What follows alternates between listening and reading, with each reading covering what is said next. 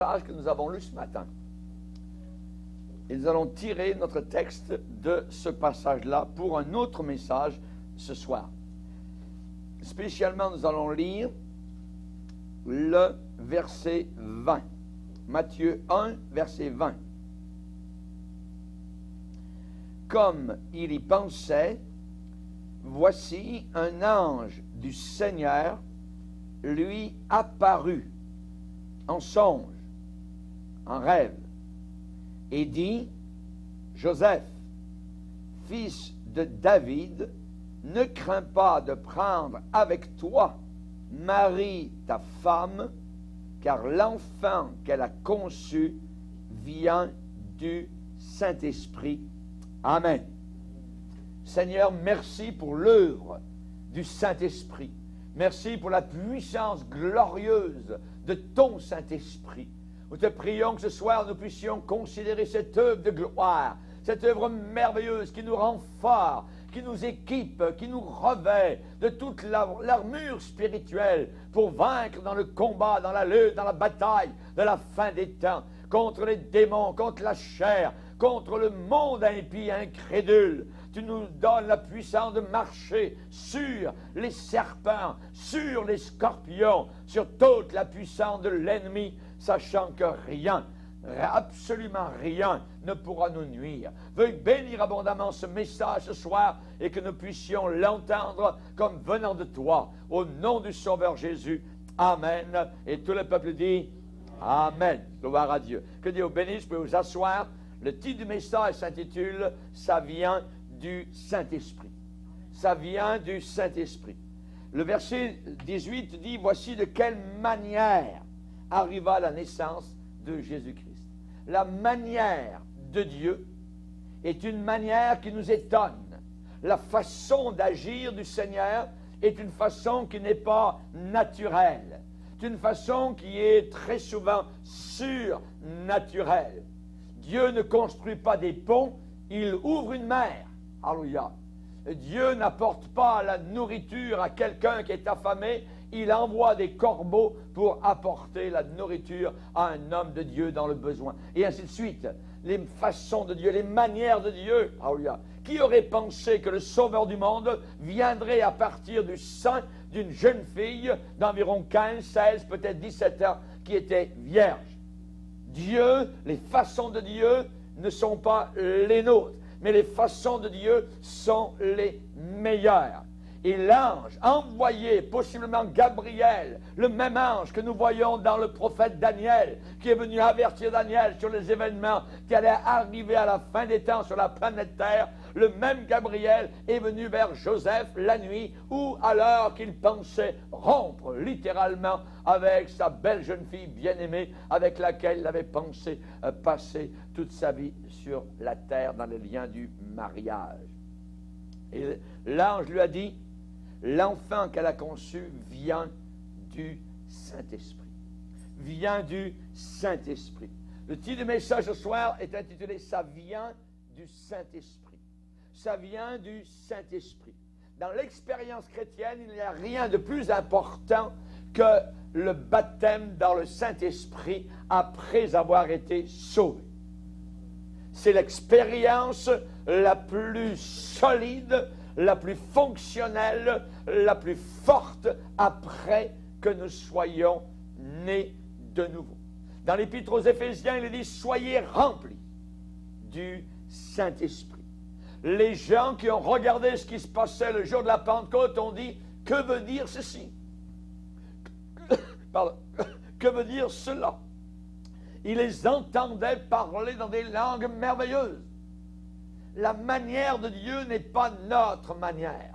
Ça peut étonner des gens que les gens parlent dans des langues merveilleuses, et certains moqueurs ont déjà dit ils parlent en charabia, hein, ils disent n'importe quoi. C'est complètement faux. Nous sommes en bonne compagnie avec l'apôtre Paul qui a dit aux Corinthiens « Je remercie Dieu de ce que je parle en langue plus que vous tous. » Jésus-Christ lui-même, la tête de l'Église, a déclaré « Voici les miracles qui accompagneront ceux et celles qui auront cru. Ils parleront de nouvelles langues. » Alléluia, gloire au Seigneur. Et souvent, il y a une grande confusion sur ce sujet-là. Parfois même, il y a une grande ignorance. Très grande ignorance. Rappelons-nous que l'ennemi de nos âmes, Satan, fait de son mieux pour empêcher quoi?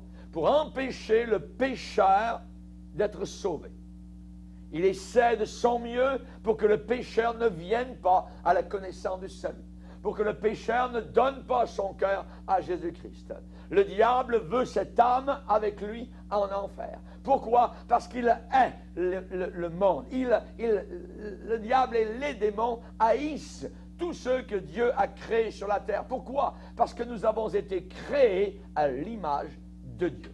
Et la haine terrible qu'il y a contre le chrétien venant de l'enfer, en réalité n'est pas vers nous spécialement, mais vers Jésus-Christ qui habite dans chacun de nos cœurs. Et le diable fait de son mieux, spécialement pour les inconvertis, pour les empêcher d'être sauvés. Quand il n'y arrive pas, et que finalement la personne donne son cœur à Jésus-Christ, alors le diable travaille encore.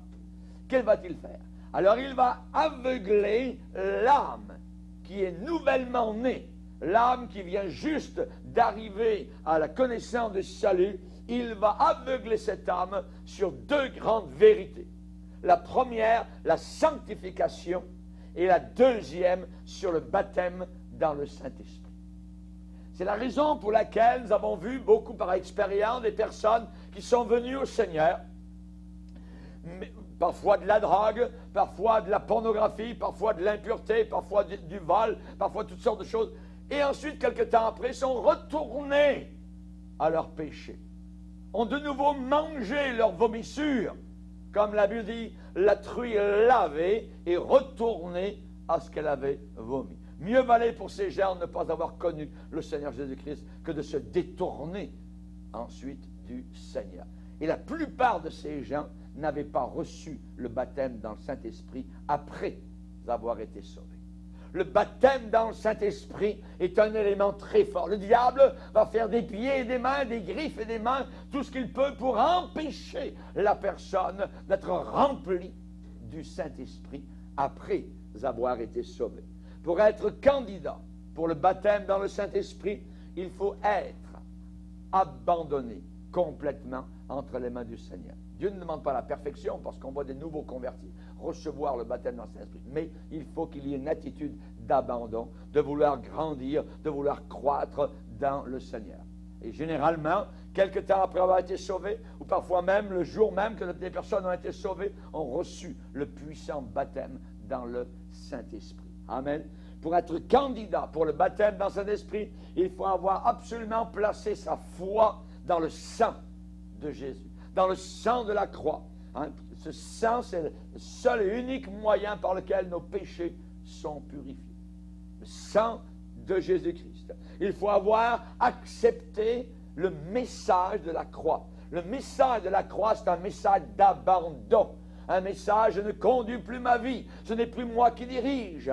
Jésus dit, si quelqu'un veut me suivre, qu'il renonce à lui-même, qu'il renonce, qu'il écrase sur moi, qu'il renonce à lui-même, qu'il se charge chaque jour de sa croix, son instrument de torture, son instrument de mort, chaque jour, et ensuite qu'il me suive.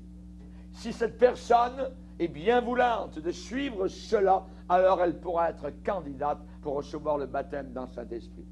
J'aimerais vous rappeler un petit peu comment ça fonctionne. Le Saint-Esprit habite chaque chrétien qui est sauvé. Le Saint-Esprit, quelqu'un a accepté le Seigneur, le Saint-Esprit vient habiter dans ce cœur. Voyez? Il n'est pas encore baptisé dans le Saint-Esprit, mais le Saint-Esprit est présent dans son cœur. Il est régénéré. Et le Saint-Esprit rend capable donc de vivre une vie de victoire. Mais le Saint-Esprit, même s'il habite, ça ne veut pas dire que la personne est remplie du Saint-Esprit. Voyez? Quand on est rempli du Saint-Esprit, ça veut dire de cette manière qu'on est revêtu. Revêtu du Saint-Esprit. Les disciples, par exemple, avant d'aller évangéliser, Jésus leur dit, non, pas tout de suite. Pas tout de suite. Allez à Jérusalem, attendez jusqu'à ce que vous soyez revêtus du Saint-Esprit. si Jésus a considéré cela tellement important, d'être revêtu du Saint-Esprit avant de partir évangéliser, à combien plus forte raison nous devons prendre conseil de cela. Amen. Alléluia, gloire au Seigneur. Le Saint-Esprit vient nous revêtir, voyez, quand on est baptisé de l'Esprit. Il vient comme par-dessus, ou encore une autre expression, baptisé, ça veut dire immerger, plonger, alléluia, plonger dans le Saint-Esprit. Et c'est ce Saint-Esprit-là qui nous donne la puissance, la force, l'assurance. La personne est certaine, alléluia, elle sait ce qu'elle dit, elle étonne les autres, pas parce que la personne est fine ou intelligente, mais parce que le Saint-Esprit, à l'intérieur de la personne, apporte la conviction. Apporte la conviction.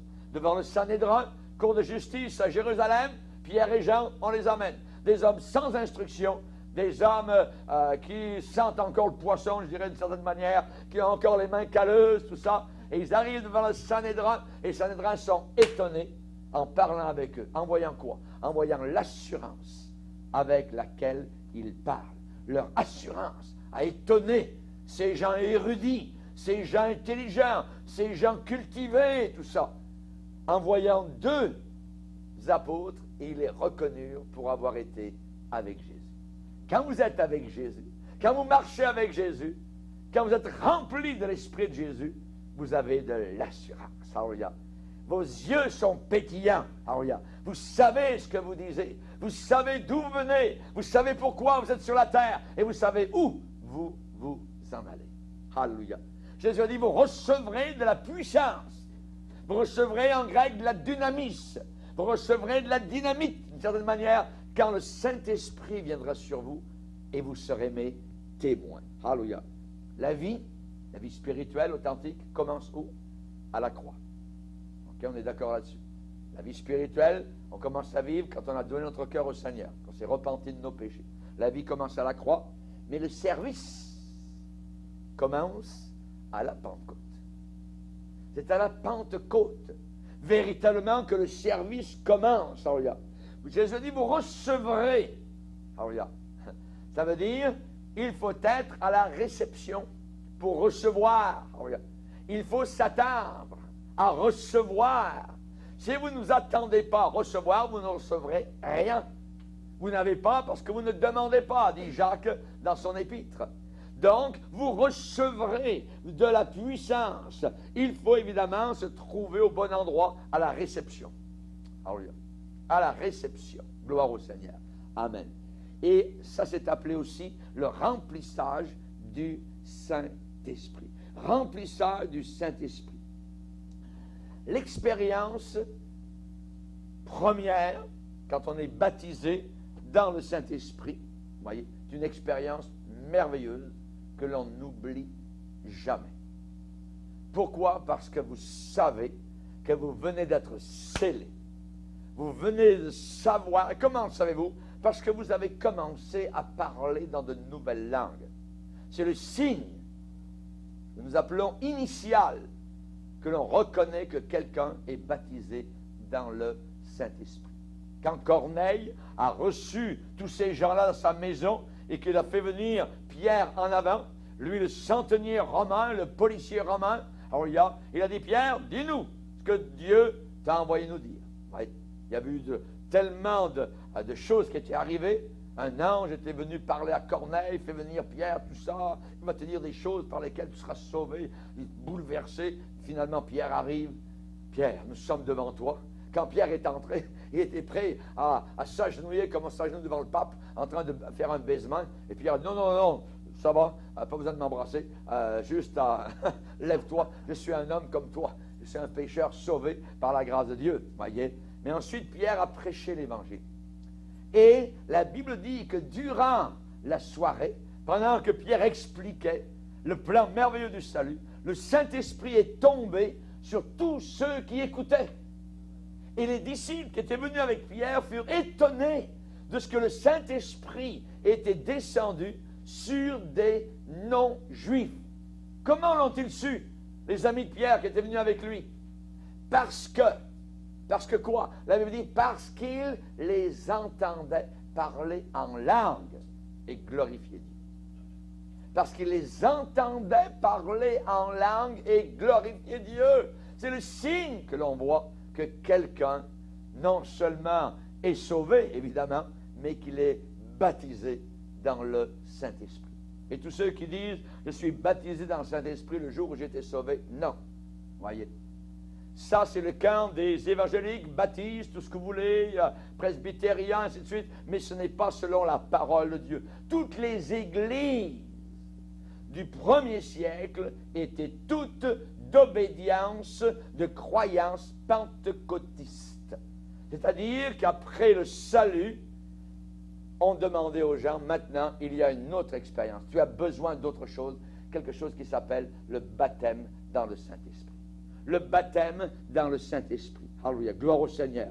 Et on voit qu'une fois qu'on est rempli une première fois, on peut avoir d'autres expériences de remplissage, voyez, du Saint-Esprit. Nous voyons la première fois, c'est arrivé dans Acte 2, où il y a 120 personnes, toutes ont reçu le baptême dans le Saint-Esprit. Et elles se sont toutes mises à parler en langue, telle que le Seigneur leur donnait de s'exprimer. Mais nous voyons dans Acte 4, un peu plus loin, où il est dit que tous les chrétiens étaient en train de prier, de louer le Seigneur. Il y avait un temps de persécution et ça dit qu'ils furent tous remplis du Saint-Esprit. On nous dit que de nouveau, il y a comme quelque chose qui se passe, une nouvelle effusion du Saint-Esprit dans leur cœur. Le Saint-Esprit vient de nouveau. Nous voyons Étienne, il est rempli du Saint-Esprit devant ses ennemis. Il leur répond, alors il y a avec une sagesse inimaginable, il n'arrive pas à le piéger, il n'arrive pas à l'arrêter, parce que le Saint-Esprit parle au travers de sa bouche. Nous voyons Pierre, l'apôtre, Paul, l'apôtre, qui est en train d'évangéliser, et il évangélise une personne très importante du gouvernement romain, un consul appelé Sergius Paulus. Mais il y a un homme qui s'oppose à la prédication de la parole de Dieu. Et Paul tourne les regards. La Bible dit vers cet homme-là, c'était un magicien, quelqu'un qui faisait de l'occultisme. Et la Bible dit, Paul rempli du Saint-Esprit. Je crois qu'il y a eu comme en lui une nouvelle effusion de l'Esprit qui est venue sur lui pour dire des paroles, pour dire des choses. Et l'homme est sorti avec quelqu'un qu'il tenait par la main parce qu'il venait de devenir aveugle. Il s'était opposé au Saint-Esprit. Chers amis, l'expérience du baptême dans le Saint-Esprit n'est pas une expérience simultanée avec le salut. Il y a des gens qui enseignent, tu es sauvé, alors tu viens d'être baptisé dans le Saint-Esprit. Non. Non. La personne a reçu le salut. C'est tout. Mais il y a autre chose après qui s'appelle le baptême dans le Saint-Esprit. Et dans toutes les biographies des grands hommes de Dieu que vous pouvez lire, voyez, presque toutes sans exception ces gens-là disent avoir été remplis avec le Saint-Esprit après le salut. Après avoir été sauvés. Par exemple, Jean-Baptiste, il en parle 4 fois entre la différence, le contraste avec le baptême de repentance. Il a dit par exemple, moi je vous baptise pour vous amener à la repentance. Mais celui qui vient après moi est plus puissant que moi. Je ne suis pas digne de délier la courroie de ses souliers. Et lui, il vous baptisera du Saint-Esprit et de feu. Allez, gloire au Seigneur. Ça veut dire que c'est un autre baptême. Il y a la repentance, il y a le salut, voyez. Il y a le lavage par le sang de Jésus. Et ensuite, il y a l'autre expérience qui s'appelle le puissant baptême dans le Saint-Esprit. Jésus lui-même a fait une déclaration. Il a dit, Jean a baptisé dans l'eau, mais vous, dans peu de jours, vous serez baptisés dans le Saint-Esprit. Alléluia. Et quand est-ce que c'est arrivé? Eh bien, à la Pentecôte, dans Actes chapitre 2. Alléluia. Ils n'ont pas été sauvés dans Actes chapitre 2. Ils étaient déjà sauvés. Les païens ne prient pas pendant des jours. Ils ont prié pendant des jours. Ils avaient marché avec Jésus pendant 3 ans. Voyez, c'était des gens sauvés. Jésus leur avait dit, votre nom est inscrit dans le livre de vie. Ne vous réjouissez pas de ce que les démons vous sont soumis. Réjouissez-vous de ce que vos noms sont inscrits dans le livre de vie. Ça veut dire que pour être inscrit dans le livre de vie, il faut être sauvé. Alléluia. Donc c'était des gens sauvés. Certains disent, ils ont été sauvés à la Pentecôte. Non, non, non, non. Ils ne sont pas repentis là. C'était des gens qui avaient déjà suivi Jésus, qui avaient marché avec Jésus, qui avaient leur nom inscrit, donc, depuis 3 ans auparavant, là-haut, dans le ciel. Alléluia. Merci Seigneur. L'apôtre Paul, lui, va le dire d'une autre manière. Il va dire, nous avons tous été baptisés dans un seul esprit pour former un seul corps. Qu'est-ce que ça veut dire? Et ensuite, le même verset ajoute en disant, et nous avons tous été abreuvés d'un seul esprit. Il y a 2 expériences dans ce verset-là. La première, nous avons tous été baptisés dans un seul esprit pour former un seul corps. Ça, c'est le salut. Voyez, pour former un seul corps, ça veut dire c'est le salut qui nous a mis ensemble. On a tous été immergés dans un même corps. Voyez, quand on a été sauvés. Ce n'est pas le baptême dans Saint-Esprit. Ça parle du salut. Et ensuite, le verset ajoute, et nous avons tous été abreuvés. Ah, abreuvés. Ça veut dire que là, j'ai bu, là, j'avais soif, là, les fleuves d'eau vive ont coulé. Jésus avait expliqué, des fleuves d'eau vive couleront de son sang. Jean ajoute, Jésus parlait du Saint-Esprit que devaient recevoir ceux qui croiraient en lui. Alléluia. Donc, dans le même verset, nous avons le salut, la première partie du verset, dans 1 Corinthiens chapitre 12, verset 13, et la deuxième partie du verset, abreuvé d'un seul esprit, c'est le baptême dans le Saint-Esprit. Jésus dit, si quelqu'un a soif, si quelqu'un a soif, qu'il vienne à moi. Il parlait du baptême dans le Saint-Esprit, là. Vous voyez, il ne parlait pas du salut. L'expérience, eh bien, nous l'avons à différents endroits dans la parole de Dieu. Rappelez-vous que Jésus lui-même était né de l'Esprit, voyez, dans le sein de Marie. Imaginez, c'est un miracle merveilleux, on appelle ça le mystère de l'incarnation, c'est vraiment mystérieux, voyez. Je ne peux pas vous l'expliquer, c'est vraiment mystérieux, ça s'est réalisé, c'est un mystère réalisé, nous l'avons vu, nous le croyons, voyez, mais on n'arrive pas à l'expliquer. On ne peut pas expliquer un miracle, voyez, mais il est né de l'Esprit. Jésus est né de l'Esprit. Et l'ange Gabriel a dit à Joseph, eh bien, Marie, ta femme, ne crains pas de la prendre avec toi, parce que l'enfant qu'elle a conçu vient du Saint-Esprit. Jésus est né de l'Esprit. Et il a été habité de l'Esprit toute sa vie, jusqu'à sa mort. Et encore, quand il donnait son corps à la croix, il s'est donné, nous dit Hébreu, par le Saint-Esprit. C'est le Saint-Esprit qui l'a poussé, qui l'a aidé, qui l'a consolé, qui l'a fortifié pour qu'il se donne à la croix du Calvaire. Merci Seigneur. Alléluia. Maintenant, les disciples, je le répète, les disciples étaient des croyants avant le Calvaire. Avant le Calvaire. Jésus leur a dit, quand il a prié son Père, « Père, je te prie pour ceux que tu m'as donnés, ils ne sont pas du monde. Ils n'appartiennent pas au monde. » Donc, ils étaient déjà mis à part. Ils étaient sanctifiés. Alléluia. Ils n'appartiennent pas, ils ne sont pas du monde. Lisez avec moi dans Jean 17. Jean 17.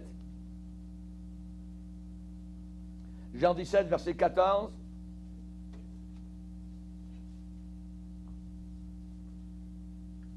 Je leur ai donné ta parole et le monde les a haïs parce qu'ils ne sont pas du monde. Comme moi, je ne suis pas du monde. Je ne te prie pas de les ôter du monde, mais de les préserver du mal. Il répète encore au verset 16 la même chose. Ils ne sont pas du monde. Comme moi, je ne suis pas du monde. Donc ces gens-là étaient sauvés. Ces gens-là étaient sauvés. Gloire au Seigneur. Et un chrétien qui est normal, voyez, eh bien je répète, quand il accepte le Seigneur, quand il se repent de ses péchés, il est né de l'Esprit. Le Saint-Esprit est en lui, mais ça ne veut pas dire qu'il est rempli. Comprenez? Rempli du Saint-Esprit. C'est la raison pour laquelle vous pouvez parfois entendre un message de la parole de Dieu, disons 2 prédicateurs qui vont prêcher le même message. L'un est rempli de Saint-Esprit, l'autre n'est pas rempli de Saint-Esprit. C'est le même message. Ça va faire un effet complètement différent sur vous. Pour l'un, celui qui n'est pas rempli d'Esprit, oui, c'est vrai, c'est la vérité. Voyez, comme Apollos qui prêchait. Quand Aquilas et Priscille l'ont écouté prêcher, on dit, ah oui, il prêchait, ouais, c'est exact, c'est exact, mais il lui manque quelque chose. Et on pense qu'à la fin de la réunion, il est dit qu'Aquilas et Priscille prirent avec eux Apollos et lui expliquèrent plus exactement les Écritures. Ils ont vu qu'il lui manquait quelque chose. Qu'est-ce qu'il lui manquait? Il lui manquait le baptême dans le Saint-Esprit. Ah oui. Le baptême dans le Saint-Esprit fait toute une différence. Mais ils sont sauvés. Ils ont accepté le Seigneur. La Bible dit, si quelqu'un n'a pas l'Esprit de Christ, il ne lui appartient pas.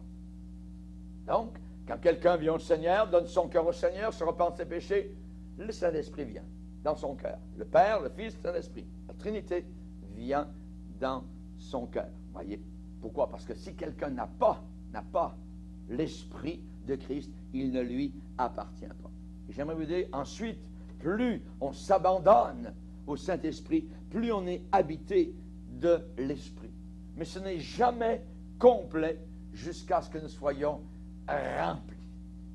Remplis. Ah oui, quand vous êtes rempli, quand un verre est rempli, voyez, ce verre n'est pas rempli.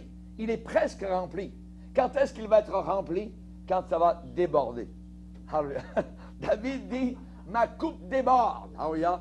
Et quand il n'y a pas de débordement, alléluia, il n'y a rien qui se passe. Alléluia. Il faut que ça déborde. C'est la raison pour laquelle un chrétien qui est rempli, c'est facile de prier, c'est facile de témoigner, c'est facile de venir aux réunions, c'est facile d'exercer les dons spirituels, parce qu'il est rempli. C'est une nature nouvelle qui est en lui. Et il coule dans le fleuve du Saint-Esprit, et le Seigneur peut l'utiliser librement. Alléluia.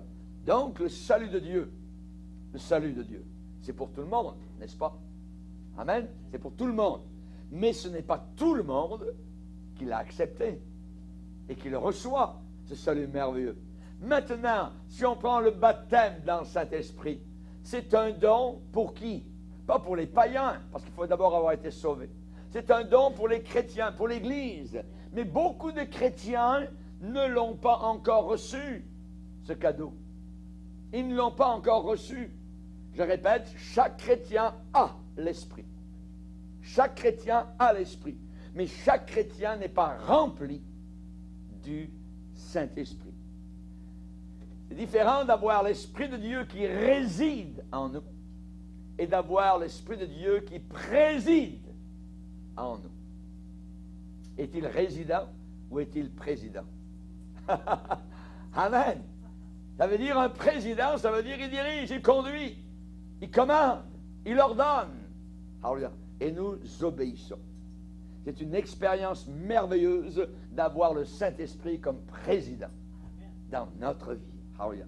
C'est une expérience merveilleuse à vivre, être rempli de l'Esprit, être contrôlé, être conduit par le Saint-Esprit. Et c'est disponible pour chaque chrétien. Disponible pour chaque chrétien. Si je peux vous proposer un devoir à faire, alléluia, qui peut vous durer peut-être pendant 15 jours ou un mois, vous allez prendre tout le livre des Actes des Apôtres et vous allez prendre un marqueur, voyez, pour highlighter, voyez, pour dire en bon français, pour vous marquer chaque fois dans les Actes des Apôtres que vous voyez Saint-Esprit. Juste Saint-Esprit. Vous allez voir. Vous allez voir comment presque chaque page des Actes des Apôtres, alléluia, va avoir une petite couleur. Alléluia. Pourquoi? Parce que ce ne sont pas les actes des apôtres, mais ce sont les actes du Saint-Esprit. C'est le Saint-Esprit qui les conduisait. C'est le Saint-Esprit qui disait. C'est le Saint-Esprit qui les remplissait. Alléluia. Ce n'est ni par la force, ni par la puissance, dit Dieu, mais c'est par mon Saint-Esprit. Alléluia. Merci Seigneur. C'est l'Esprit de Dieu qui doit nous remplir. David a dit, tu oins d'huile ma tête. Mes pensées, la tête c'est les pensées. Tu oins d'huile, alléluia. Des pensées selon l'Esprit. Et ma coupe déborde, alléluia. C'est ce débordement dont nous avons besoin. Dans différents champs missionnaires, nous sommes allés avec mon épouse dans le monde. Le cri des chrétiens. Le cri des chrétiens, le connaissez-vous? Pasteur, pouvez-vous nous dire comment recevoir la puissance pour servir avec efficacité Jésus-Christ? Comment faire? Jésus l'a dit, vous recevrez de la puissance quand le Saint-Esprit viendra sur vous. Ah oui. Certains ont déjà dit, ils sont venus vers moi, pasteur, je n'ai pas la puissance que je veux. Je n'ai pas la puissance que je veux. Je n'ai pas la puissance qui semble être offerte dans la Bible. Il semble que dans la Bible, il y avait une force qui sortait de ces chrétiens. Il semblait qu'ils n'avaient peur de rien du tout. Le Saint-Esprit les conduisait. On les mettait en prison. Les portes des prisons s'ouvraient. Ils priaient, ils cherchaient Dieu, ils jeûnaient, ils évangélisaient, ils recevaient des cailloux. Ils mouraient par le Saint-Esprit s'il le fallait. Que Dieu soit béni. Mais je n'ai pas cette puissance-là. Comment est-ce qu'on peut la recevoir? Beaucoup autour de la terre demandent cela. Comment recevoir cette puissance? J'aimerais vous donner un exemple ce soir. Jésus a dit, si quelqu'un a soif, qu'il vienne à moi. Des fleuves d'eau vive couleront de son sein. Jésus parlait, je cite ce que j'en dis, Jésus parlait du Saint-Esprit que devaient recevoir ceux qui croiraient en lui. Parce que l'Esprit n'était pas encore répandu ou donné, parce que Jésus n'avait pas encore été glorifié. Il n'était pas encore mort sur la croix. Donc, le baptême dans le Saint-Esprit n'était pas disponible encore. Dans l'Ancien Testament, il y avait des gens qui étaient remplis de l'Esprit, tout ça, mais c'était souvent momentané pour une expérience ici et là, mais ce n'était pas quelque chose de continuel, comme nous le voyons dans le Nouveau Testament. Si quelqu'un a soif, qu'il vienne à moi et qu'il boive. L'arrière-plan de cette merveilleuse déclaration, quand est-ce que Jésus a dit cette déclaration, a fait cette déclaration? C'était lors d'une fête, à la fin d'une fête religieuse juive appelée spécialement la fête des tabernacles. La fête des tabernacles, à l'automne, une fête juive, et on voit qu'il y avait un rappel pour les Juifs d'une expérience que le peuple d'Israël avait faite dans le désert, quand ils étaient en train de marcher dans le désert, ils avaient soif, et Dieu avait dit à Moïse, tu vois le rocher là-bas? C'est immense, c'est pas un petit caillou, vous voyez, comme nous pensons, c'est un immense rocher, vous voyez, qui pouvait monter à 50 pieds dans les airs, ainsi de suite, vous voyez, tu frapperas le rocher, et l'eau coulera, et le peuple s'abreuvera. Moïse est allé à côté du rocher, il a pris sa fameuse verge avec laquelle il avait fendu la mer Rouge, qui démontre la puissance de Dieu, et Moïse, bing, a frappé le rocher. Des flots soudains ont coulé ce rocher. Pas une petite goutte, vous voyez, petit, avec un petit seau, puis un autre passe. Non, des fleuves d'eau vive ont coulé. Les gens ont dit, mais on va tout mouiller. Ça coule, c'est un fleuve qui coule. Regarde, du rocher. Cela était symbolique. Et vous avez compris comme chrétien. Le rocher est un type de Jésus-Christ, le rocher des siècles. Souvent David a dit, Seigneur, conduis-moi sur le rocher. Il a parlé encore du rocher du salut. Il a encore dit, Dieu a dressé mes pieds sur le rocher. Souvent on parle du rocher. Chaque fois que vous voyez le mot rocher dans l'Ancien Testament, que ce soit dans un texte ou dans les psaumes, on parle de Jésus-Christ.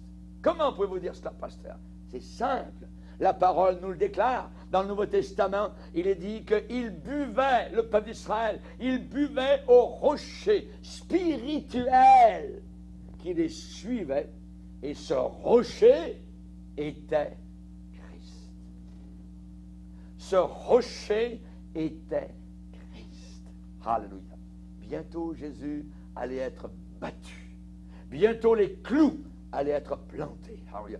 Bientôt le rocher allait être frappé à Golgotha, et les eaux allaient couler, et le sang allait couler, et les hommes allaient être purifiés, et les chrétiens allaient être abreuvés, et les assoiffés allaient recevoir le puissant baptême dans le Saint-Esprit.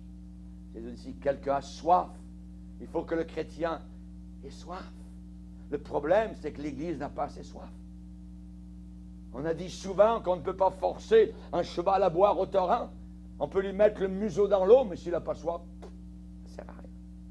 Il faut avoir soif de Dieu, avoir soif des bénédictions de Dieu, avoir soif du Seigneur. David souvent s'est plaint devant Dieu, a dit, Seigneur, mon âme gémit devant toi comme une biche soupire après les eaux d'eau. Mon âme a soif de toi, Seigneur. As-tu soif? As-tu soif de Dieu? Alléluia. Évidemment, l'invitation de venir boire a été donnée le grand jour de la fête des tabernacles. Et le dernier jour de la fête était un sabbat. Et ce jour, là, il y avait des cérémonies très remarquables à Jérusalem. Et il y avait une joie terrible dans cette fête-là, surtout au moment où un sacrificateur juif apportait un vase d'or, un vase en or, pour apporter l'eau du courant de Siloé qui coulait à partir de la montagne du temple. Il y avait un petit courant d'eau qui était là. Et le sacrificateur, avec le vase d'or rempli d'eau, versait solennellement l'eau sur l'autel. L'autel du Seigneur. C'était une de leurs cérémonies. Et on chantait à ce moment-là, spécialement, vous puiserez de l'eau avec joie aux sources du salut. Ça venait du prophète Ésaïe. Et l'on chantait le grand Hallel, c'est-à-dire les psaumes 113 jusqu'au psaume 118. C'était un souvenir, une commémoration. On se rappelait le rocher frappé. En réalité, Jésus, cette journée-là, était là. C'était lui qui était le rocher. Et ensuite, ils ont terminé. La cérémonie est terminée. Les gens repartaient chez eux. Et Jésus est allé sur un monticule plus loin, peut-être a gravi les marches du temple. Et alors que les gens repartaient, ce jeune homme de trentaine d'années s'est mis à crier. Si quelqu'un a soif, qu'il vienne à moi. Des fleuves d'eau vive couleront de son sein. Les gens sont retournés. On dit, c'est quoi l'affaire? Ils avaient vu tout le film, alléluia, la commémoration, alléluia, et ils avaient en leur présence le rocher même, Christ, qui dans quelque temps allait être frappé au calvaire. Alléluia. Merci Seigneur. La Bible dit, il buvait un rocher spirituel qui les suivait, et ce rocher était Christ. En Galilée, qu'est-ce que Jésus a fait? Il a invité les gens fatigués et chargés à venir chercher du repos. À Capernaum, Jésus a dit, je suis le pain de vie. Alléluia. Il dit, Moïse ne vous a pas donné le vrai pain du ciel, la manne. C'est moi qui ai le vrai pain du ciel. Si quelqu'un mange ma chair et boit mon sang, il aura la vie éternelle. Alléluia. Merci Seigneur. Et nous voyons que ici, à Jérusalem, à la fête des tabernacles, Jésus offre de l'eau pour ceux qui sont assoiffés. Jésus leur a dit d'une certaine manière, c'est moi qui suis le rocher. C'est moi le rocher. Alléluia. Et l'eau, c'est le Saint-Esprit. Je veux vous remplir. Je vais vous remplir du Saint-Esprit. Quand j'aurai été glorifié, alors vous recevrez ce puissant baptême dans le Saint-Esprit. Les eaux vont couler du rocher. Alléluia. Les eaux de la purification, les eaux du rafraîchissement, les eaux de la satisfaction. Et comment on peut recevoir ça, pasteur? Uniquement et simplement par la foi. C'est uniquement par la foi. Alléluia. Gloire au Seigneur. La seule façon de recevoir le don du Saint-Esprit, c'est par la foi. Paul va dire aux Galates, chapitre 3, verset 2, « Est-ce par les œuvres de la loi que vous avez reçu l'Esprit, ou par la prédication de la foi? » La prédication de la foi, d'entendre la foi. Hearing of faith. C'est en entendant la foi, le message de la foi, que l'on reçoit le baptême dans le Saint-Esprit. Ce n'est pas par les œuvres. C'est pas essayer, ben là, je vais faire beaucoup de bonnes œuvres, puis le Seigneur va me donner le baptême. Non, non, non, non. Voyez. Ce n'est pas non plus par la loi, ce n'est pas non plus par une excitation, ce n'est pas non plus par une démonstration bruyante, plus on va crier fort, ainsi de suite, on va recevoir. Non, non, non, non, non. C'est par la foi. Par la foi. Dieu donne son Saint-Esprit à ceux et celles qui lui obéissent. Alléluia. Gloire au Seigneur. Certains le reçoivent, oui, avec bruit, avec excitation. D'autres le reçoivent avec simplicité. On n'entend presque rien. Je me rappelle toujours un frère, nous faisions une nuit de prière dans une de nos églises précédentes. Et durant la nuit de prière, le frère, quand on a pris le café, est venu vers moi et dit, « Pasteur, je viens de recevoir le baptême de Saint-Esprit. » Hein? On n'a rien entendu. Alléluia. Le frère, tranquillement, à genoux à côté de sa chaise, alléluia, a demandé au Seigneur, « Remplis-moi de Saint-Esprit. » Et toc, il a commencé à parler dans des langues merveilleuses. Alléluia. Et depuis ce temps-là, je le revois assez régulièrement. Et il continue à être rempli de l'Esprit. Il continue à louer le Seigneur dans ces langues merveilleuses. Amen. Gloire au Seigneur. Donc, ça ne vient pas spécialement en criant plus fort, tout ça, en disant « Alléluia, vite, ainsi de suite », ou « Répète après moi les mots que je suis en train de dire. » Non. C'est par la foi. C'est par la foi. Alléluia. Dieu donne son Saint-Esprit à ceux qui le lui demandent. Galates 3, verset 14, recevoir par la foi l'Esprit qui avait été promis. N'oubliez pas, ce cadeau, ce don est uniquement pour les assoiffés. C'est pour ceux qui ont soif. Alléluia. Jésus a bien dit, heureux ceux qui ont faim et soif. Alléluia. Ils seront rassasiés. Rassasiés. Alléluia. Et quand vous êtes remplis de l'Esprit, alléluia, vous n'avez peur d'aucun démon, d'aucun diable, de rien du tout. Vous êtes remplis de l'Esprit. La femme vertueuse, elle se rit de l'avenir. Alléluia. Elle est vertueuse. Elle est remplie du Saint-Esprit. Alléluia. Merci Seigneur. C'est pour les assoiffés. C'est la raison pour laquelle si peu ont reçu et reçoivent actuellement ce baptême dans le Saint-Esprit. Il n'y a pas la soif. Il n'y a pas de soif pour celui qui vit dans le péché. Celui qui vit dans le péché ne peut pas avoir soif des choses de Dieu. Alléluia. Et Jérémie, justement, parle de ceux qui ont quitté le Seigneur pour aller se creuser des citernes crevassées. Le Seigneur a dit, mon peuple a commis un péché double. Ils m'ont abandonné, moi qui suis une source d'eau vive, pour se creuser des citernes crevassées qui ne retiennent pas l'eau, qui ne retiennent pas la bénédiction. Donc, premier péché, abandon de Dieu. Ensuite, quand on abandonne Dieu, bien, il faut essayer de creuser autre chose. Il se creuse des nouveautés, des citernes qui ne retiennent pas la bénédiction. Amen. Boire aux citernes crevassées de ce monde n'apportera jamais de satisfaction. Jamais de satisfaction.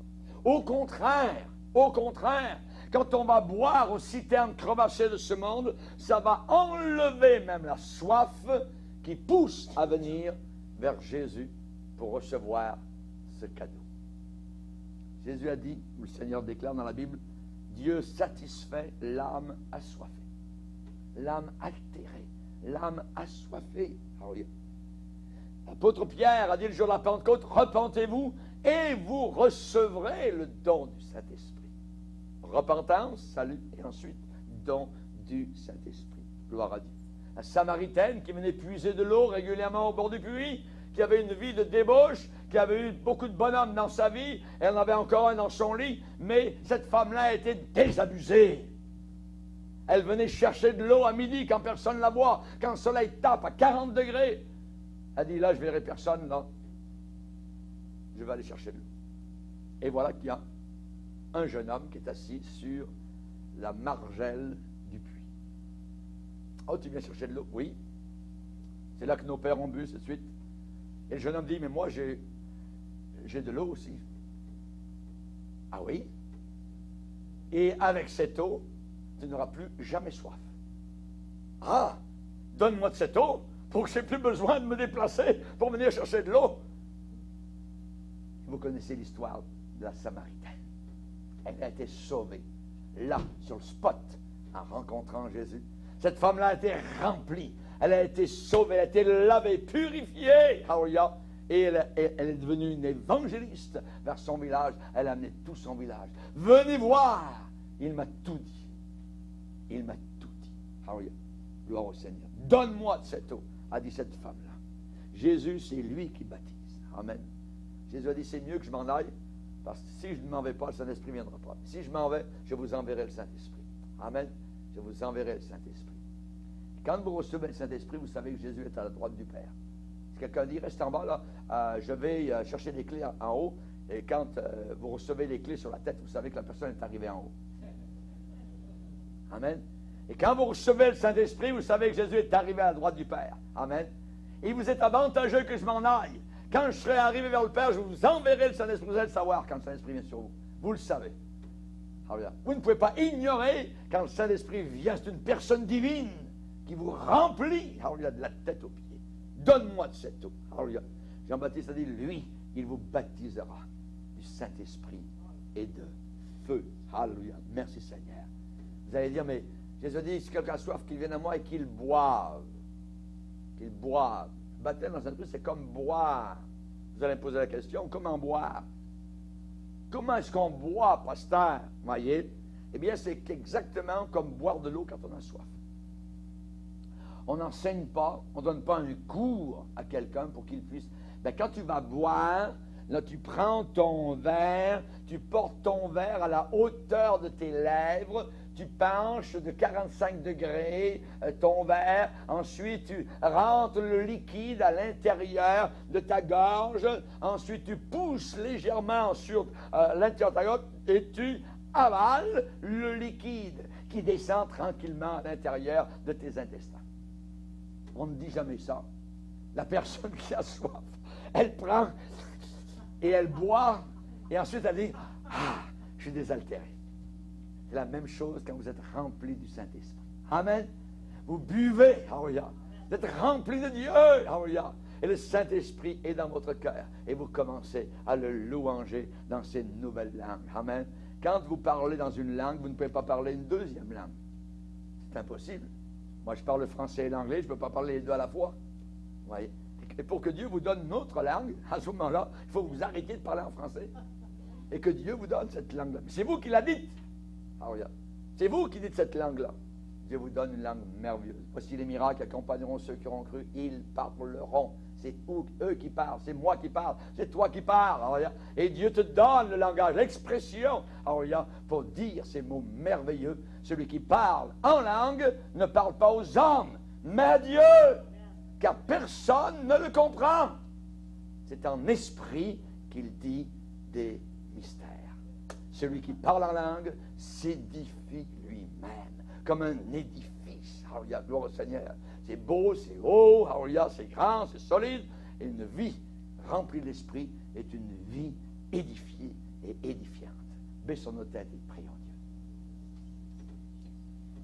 Dieu. Seigneur, nous te bénissons pour ta bonne parole. Te demandons de bénir abondamment chacun de tes enfants. Que nous puissions avoir soif de toi, Seigneur. Alléluia. Donne-nous encore ce dont nous avons besoin. Renouvelle nos cœurs, Seigneur. Nous ne voulons pas uniquement être sauvés, Seigneur. Nous ne voulons pas uniquement être confortables. Seigneur, aide-nous, Seigneur. Aide-moi à déranger les confortables. Nous te demandons, Seigneur, que nous puissions encore, Seigneur, venir aux eaux vives. Venir devant le rocher qui a été frappé. Et là, nous serons désaltérés. Ce monde est un désert qui ne désaltère pas plus que l'enfer. Merci Seigneur. Nous te demandons Seigneur de nous remplir ce soir encore, de nous renouveler et ceux qui ne l'ont pas reçu, qu'ils le reçoivent ce soir et que leur soif soit étanchée. Au nom du Sauveur Jésus. Amen. Et tout le peuple dit Amen. Amen.